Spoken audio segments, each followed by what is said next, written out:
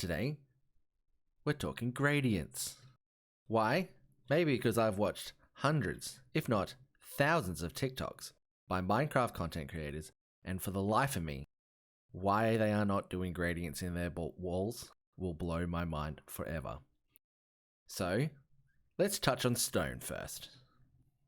As you can see here, I have a plain stone wall. I also set it up in 4 different biomes. I'm going to show you how to best utilize stone to create, a bit of culture and a bit of definition in your walls for 4 different biomes.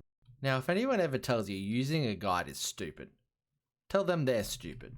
Because in reality, having a little ratio guide like this to keep you on track is probably the best way to do it. Keep it simple in some builds, keep it complicated in other builds. You want to go really deep detail, then do it. But make sure you follow your little ratios, because in the long run, if you don't keep to this, it's just going to look messy. And no one wants messy. I mean, except for Barcelona maybe. I bet they miss Messi. What you see here is a brand new wall. But that's boring. So, we're going to make it as if it's been here a while, particularly if you're building a big city or you're building a base. You want to make it look like there's a bit going on. Hello, voiceover Anthony here. I'm going to be taking over during this little time lapse. What you're going to see from past Anthony is he's going to put a lot of the cobblestone towards the bottom and a lot of the smooth stone towards the top. Outside of that, he's going to put the cobblestone down the edge here, as you see here, because this is where natural wear and tear will happen. Now, why we're putting the smooth stone at the top keeps the gradient moving, but it also looks like where maybe a little bit more hand action, hello, or wind action, also hilarious, would be happening in your gradient and your texture. Back to you, past Anthony. Reminding of the ratio, 2 blocks to every 3 full stone. You can see that is about the ratio we have there. Admittedly, I haven't counted it, but you can tell. If we're talking cold, wet, or damp biomes, you probably want to start adding a bit of moss or mold into your build. Let's be honest, if you build in a wet area, that is the best place for all that to grow. Now, I'm not talking full moisture, though you could probably add this in. However, in a lot of these biomes, this may not actually grow, where you might get a little bit on the block, kind of like these ones here. So, let's jump in and put a bit of texture in this. I am back, the coolest of the Anthonys. Past Anthony can go suck it. So what I'm going to tell you is where I'm doing the kind of mossy cobblestone and mossy stone here is from the bottom. Why? Is because that's where the moisture in the biome is. It's in your snow. So we assume that's where it's going to, grow over its aging over time. Makes sense. But what doesn't make sense is the fact that I'm about to call it crumble like it's some kind of bloody pie. Past Anthony. So you see down here, the green does go into the grey, so I'm not completely jumping all the way into the stone. That crumble does continue, but it is not all green. And you'll see around where I have put this particular crumble, I like to keep that green throughout. However, it doesn't take away from the natural wear and tear of the stone, which creates a bit of texture in your walls or, houses. Alright, let's talk real forest biomes. Forest biomes are wet. And when you have trees that extend quite high and it actually affects the ground, that is because there's a lot of growth. This is when this block comes in very handy when it comes to texturing your walls. Firstly, I'd like to say this may be the worst time lapse I've ever created. I don't know what was going on, however, those trees are 100% in the way. But what you are going to see is what I'm trying to create here, and that is a gradient going from the bottom to the top, giving an illusion that there is life on the wall, coming from the floor, coming from the forest, which if you're creating a fairy village or an ancient castle, this is a great way to show that, life within the building, the culture, magical. Water degrades, particularly the salt in the air. So let's take the idea that the ocean is on this side and your farms are on that side. How are we going to do your texture? Well, this side's going to have a lot more wear than that side.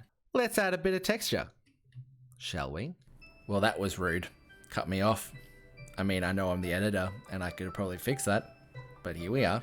Anyway, what you're seeing is I'm actually creating a windswept look, as if the salt air has been running across this from the right, as I said. So you'll see there's a lot more smooth stone on the right, a a lot less on the left, and kind of a natural crumble on that left side, because I feel like if the ocean is on one side, there's a lot more activity on the other.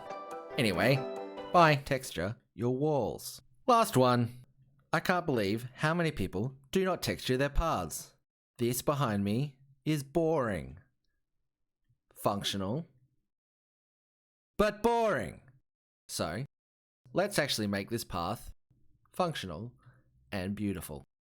Oh, that was actually quite sassy by Past Anthony. I liked that. Now, Time-Lapse Anthony's here to tell you that when you're creating a path using stone, the best way to put the smooth stone is through the middle. Why? Well, that's where everybody walks. Makes sense, it's going to wear out. On the edges over cliffs, put a little bit more of a crumbling because there's a lot less support underneath. And on the sides of grass, put a little bit of moss because it looks like it's growing over. Anyway, this is my last one. Bye. Well, wasn't that fun? The thing is, I was just going to leave it there. But now I think about it, it's probably best if I actually show you how to utilize all this information. So, follow me. I'm going to build something. Let's do one more time lapse. Ah, I lied to you. Well, I'm back. The best of the Anthonys. However, Editing Anthony said I'm not actually going to talk much over this one. But what I will tell you is I don't know why my skin disappeared in the rendering process, but it did. So, enjoy me being a pretty redhead girl.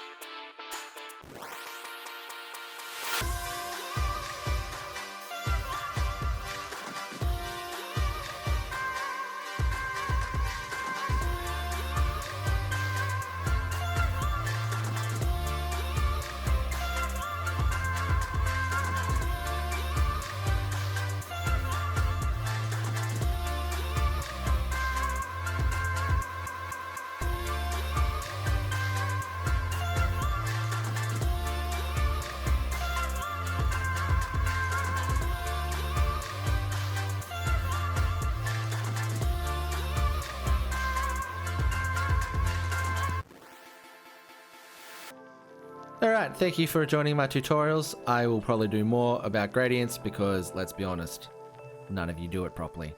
Follow me. Love you.